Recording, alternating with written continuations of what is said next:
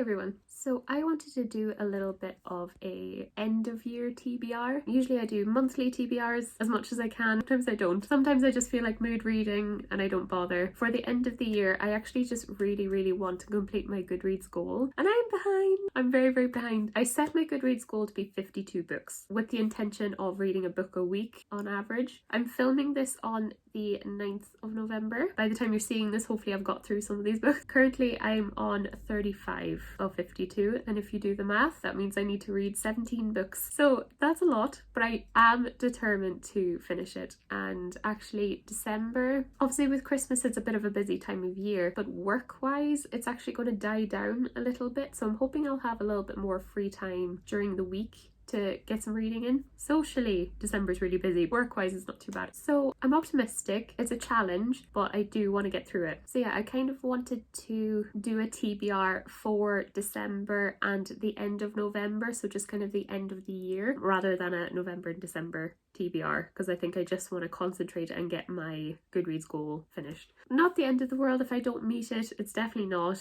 It's only important that I enjoy the books I read along the way, but it's a nice challenge to kind of set myself. So what I do with my TBRs is I write all the books that are on my physical TBR. I write them on a little piece of paper and I put them in this little bag. This is The Handmaid's Tale. I think I got this in a book box club thing. So yeah, basically I'll pick out a few books out of this. I really like randomizing and just like making myself read a book, if that makes sense. First of all though, I wanted to go through what I'm currently reading and the series that I'm currently reading. So currently I'm reading Dracula by Bram Stoker. If you've been following my Vampathon vlogs, you know I started this. I'm probably 2/3 of the way now. I'm really enjoying it. It's such a fantastic classic. But yeah, with any classic, they're a little bit more dense. The writing is really tiny. You feel like you've read loads, but you've only turned the pages like 3 times. So it's a bit of a harder one to get through, but really enjoying it. So yeah, currently reading that. Hopefully I'll probably be finished this by the time this video goes up. I'll probably give more thoughts in my November wrap up. I'll go through some of the series that I'm currently reading. So yeah, if you've been following my channel, you know I'm reading a series of Unfortunate Events.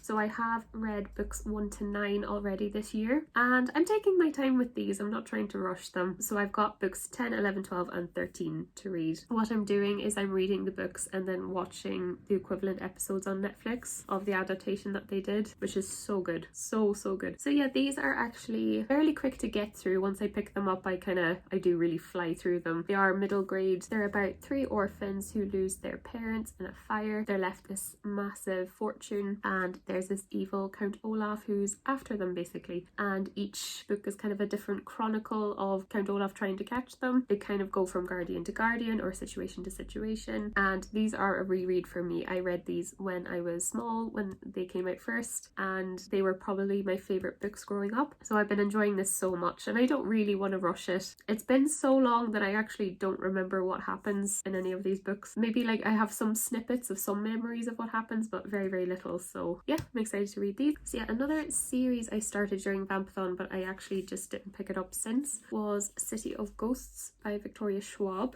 So with this you have Tunnel of Bones and you also have Bridge of Souls, and these are middle grade as well, but they would definitely lean young adult rather than middle grade. But yeah, they're basically about this girl who can see ghosts, and her family run a paranormal show and they kind of investigate hauntings and stuff like that, but she can actually see the ghosts. And yeah, what's nice I think is these are all set in different cities. City of Ghosts is set in Edinburgh, Tunnel of Bones is set in Paris, and then Bridge of Souls I think is New Orleans, I believe it is. So yeah, I'd love to get through these as well. They're definitely a bit more fitting for October because they're kind of a ghost story, but I don't really mind. So many books are so fitting for October, I'm noticing. But yeah, since I started it, I kind of want to keep going with it. Now this is ambitious. I know this is ambitious, but I would love to even get started on these. So this is the King of Scars and Rule of Wolves duology. These are by Leigh Bardugo. They're another duology in the Grishaverse. So you have the original Shadow and Bone trilogy, you have the Six of Crows duology, which are my favourite books of all time, and then this is the next duology, and Rule of Wolves came out in 2021 I believe, but I still haven't got around to them. In fairness, I only finished Crooked Kingdom there in September. I would love to read these.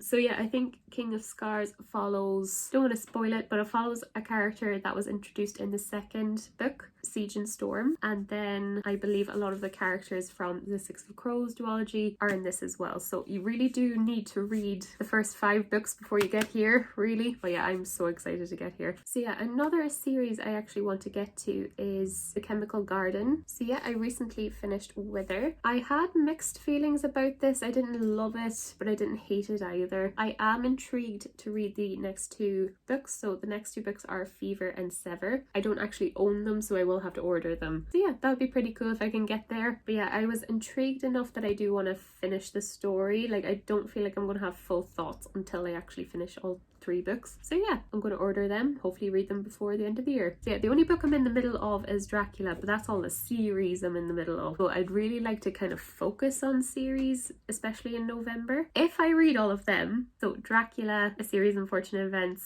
King of Scars, and The Chemical Garden, City of Ghosts, I think that leaves me with 5 books left. Let me do the math. Yeah, it'll leave me with 5 books left, just kind of random books to meet the goal of 52 books a year. There's one book I own that I feel like I need to read in winter because it's kind of the only book on my physical TBR that I think has to be read in winter, and that's The Winter Garden by Alexandra Bell. And this is a bit like Caraval, I think. So it's about this girl called Beatrice. Her mother dies and she's invited to the secret garden. Yeah, I think I will just include this rather than picking it randomly from the bag because it's the only kind of book on my physical TBR that seems really seasonal for winter. So I'll just read the blurb. On the night her mother dies, 8-year-old Beatrice receives an invitation to the mysterious Winter Garden, a place of wonder and magic, filled with all manner of strange and sublime flora and fauna. The garden is her solace every night for 7 days. But when the garden disappears and no one believes her story, Beatrice is left to wonder if it was truly real. 18 years later, on the eve of her wedding to a man her late father approved of but she does not love, Beatrice makes the decision to throw off the expectations of Victorian English society and search for this garden. But when both she and her closest friend Rosa receive invitations to compete to create spectacular pleasure gardens, with the prize being one life-changing wish, she realises she may be closer to finding it than she ever imagined. Now all she has to do is win. So yeah, I think it's going to be very much set in winter. It's got a Victorian English setting, which I think would be wonderful. Definitely a bit of magical realism. So yeah, I just think this will be such a winter book. So I do think I will try to get reading this. But yeah, the other 4 I'm going to pick randomly. Really hoping they're not big chunky books. So yeah, I'll go ahead with the first one. Okay, this one. It is, Red Wolf. Okay, that is a book I got in Book Box Club, I think. Oh, this will probably be quite wintry as well. Might have been a bit more suited to October, but this is a Red Riding Hood retelling, I think. And yeah, so this is Red Wolf by Rachel Vincent. So yeah, for as long as 16-year-old Adele can remember, a village of Oakvale has been surrounded by the dark wood, a forest filled with terrible monsters, a forest that light cannot penetrate. Like her fellow villagers, she knows to steer clear of the woods unless absolutely necessary. But unlike her neighbours, Adele has a very good reason for going into the dark wood. Adele is one of the long line of guardians, women who secretly take on the form of a wolf in order to protect the village. Her life and the lives of every villager she watches over depends on her secret being kept. But when accepting her fate means giving up the boy she loves, abandoning the future she imagined for herself, and breaking her own moral code, she must decide how far she is willing to go to keep her neighbours safe. So yeah, that sounds really fun. I think I got this in Book Box Club. I actually got The Winter Garden in Book Box Club as well. They do supply brilliant books. This seems like a really cool Red Riding Hood retelling. On to book number 2. Okay, this one's already kind of furled out. Oh, this will be good. So These Violent Delights. Can you see my terrible handwriting? I have the worst handwriting. Oh, is this the month of retellings? I think it is. So yeah, this was a super popular book this year. So this is These Violet Delights by Chloe Gong. It's actually a Chinese reimagining of Romeo and Juliet, but I think it's actually a bit more focused on the family wars rather than the romance, if I'm correct from what I've heard anyway. And it's set in the 1920s, so that's really cool. A blood feud between two gangs runs the street red, leaving the city in chaos. At the heart of it is 18-year-old Juliet, a former flapper who has returned to assume her role as the proud heir of the Scarlet Gang, a network of criminals far above the law. Their only rivals in power are the White Flowers, who have fought the Scarlets for generations, and behind every move is their heir, Roma, Juliet's first love and first betrayal. But when gangsters on both sides show signs of instability, culminating in clawing their own throats out, the people start to whisper of a contagion, a madness, of a monster in the shadows. As the deaths stack up,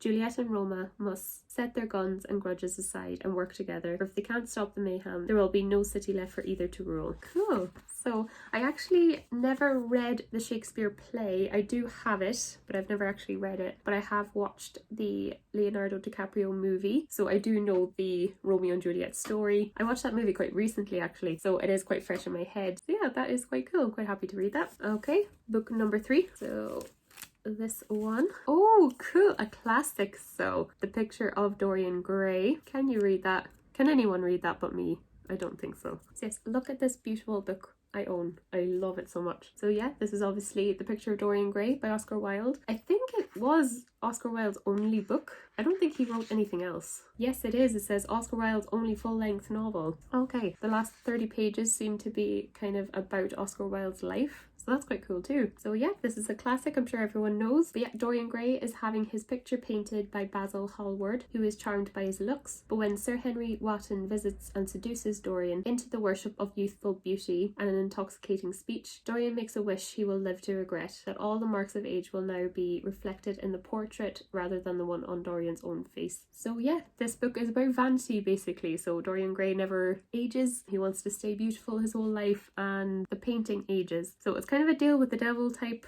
book. But yeah, I'm excited to read this. I'm going to watch the Ben Barnes movie after it too. Doesn't seem like too long a book either. So okay, so book number 4. Let me go through it. I have so many. I have such a big physical TBR. I've hauled so many books. This is attached to one, but here we go.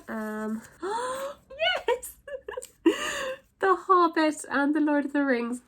I am so excited about that. Oh yes. I don't think there's actually a book that I want to read more. So can someone tell me, do you start with The Hobbit or do you read the trilogy first, then read The Hobbit? I don't know. Yeah, I don't quite know. I'll go with The Hobbit. Oh, so excited.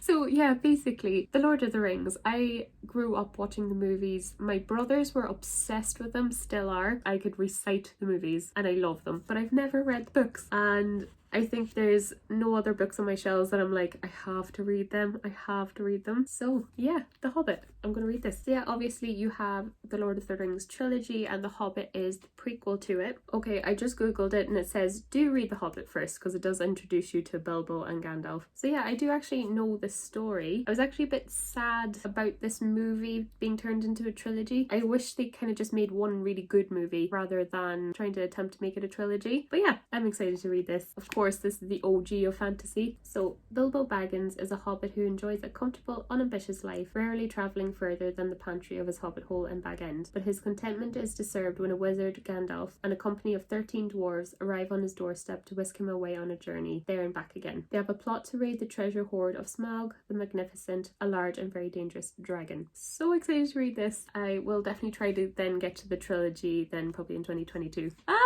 That's so good. Okay, so that is my TBR. So yeah, these are the books I picked. I'm really happy with all of them actually. Well yeah, they're all books I own, so should be happy to read them all. So yeah, these along with the series I want to finish, I'm hoping that will bring me up to my Goodreads goal. So yeah, that is my reading plans for the end of the year. Really hoping I get to everything, all 17 books. And if not, these are all fun books anyway, and I'm going to have fun reading in November and December. So yeah, thank you so much for watching. I have a Bookstagram, a Goodreads, and a book Twitter. I'll leave them all in the description. I'll also leave any links to these books that I've mentioned as well. So yeah, if you'd like to subscribe, I do anything book related. So I do reading wrap-ups, reading vlogs, book box unboxings, anything book related I do on this channel. Thanks so much for watching, and I'll see you guys in the next video. Bye!